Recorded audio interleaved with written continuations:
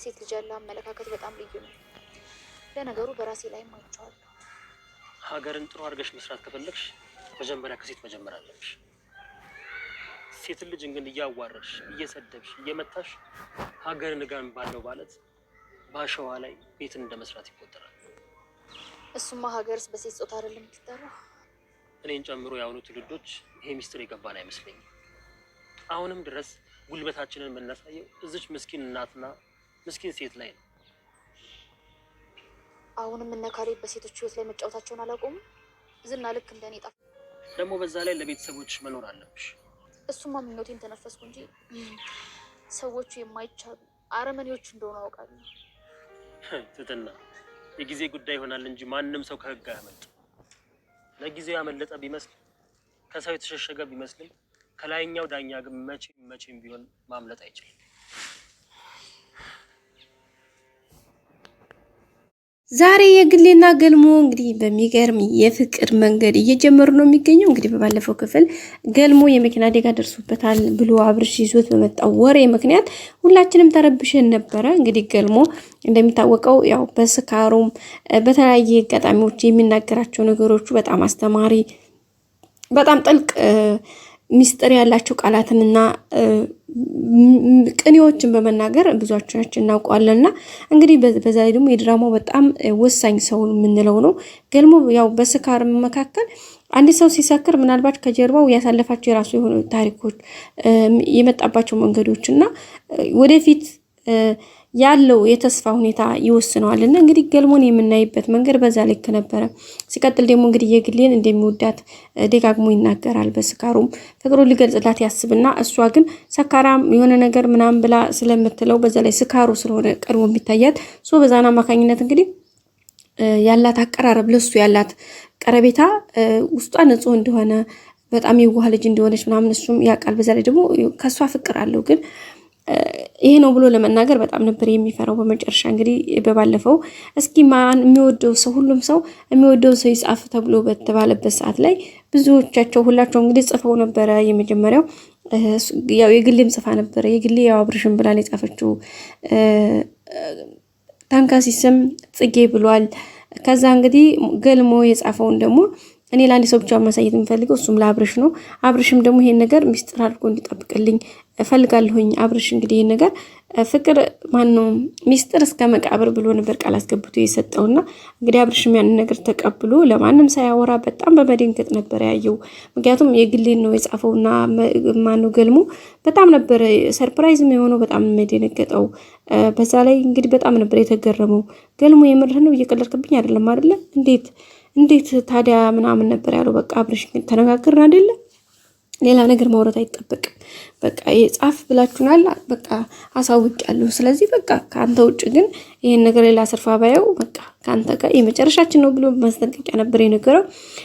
የግሌ እንግዲህ በተደጋጋሚ ገልሞ ግን ማንነት የጻፋት ሴት ገልሞ ግን ያፈቀራት ሴት ማነች እያለች ራሷን ጠይቅ ነበረ። አብርሽንም ደጋግማ ጠይቀዋለች። አብርሽ እንዴ ሚስጥር እኮ ነው ብሎ ነግሮኛል አይደለ? ለምን ነግርሻለሁኝ በማለት እንግዲህ ተደጋግሞ ይመልስላታል። ለበዛ እንግዲህ እሷም ትናደር ነበረ። ለምንድን ነው የማትነግረኝ?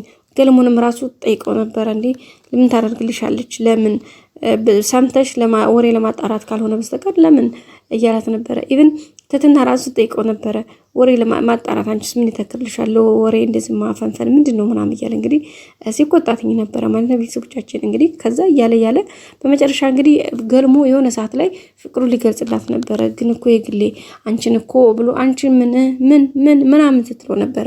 አሁን ላይ ግን ነገሮች ሲገባት አሁን ላይ በተለይ ባለፈው አብርሽ ትትናንና መድብል አብረው ለራት የወጡ ሰዓት ላይ የግሌን እንግዲህ እንደምጠቀም ያደርገው ይዙሩ ወይም ደግሞ ማናደጃ ይዟት ሄዶ ነበረ እና ያደረገው ነገር በጣም ነበረ ያናደደው ገልሞን ማለት ነው። ምክንያቱም አንድን ሰው ለማስቀናት ወይም ደግሞ ያንኛውን ሰው ለማናደር ተብሎ የደህናው ወይም ደህናው ሰው ላይ ድራማ መስራት እንደዚህ ማድረግ በጣም ነውር ነው፣ አይቻልም።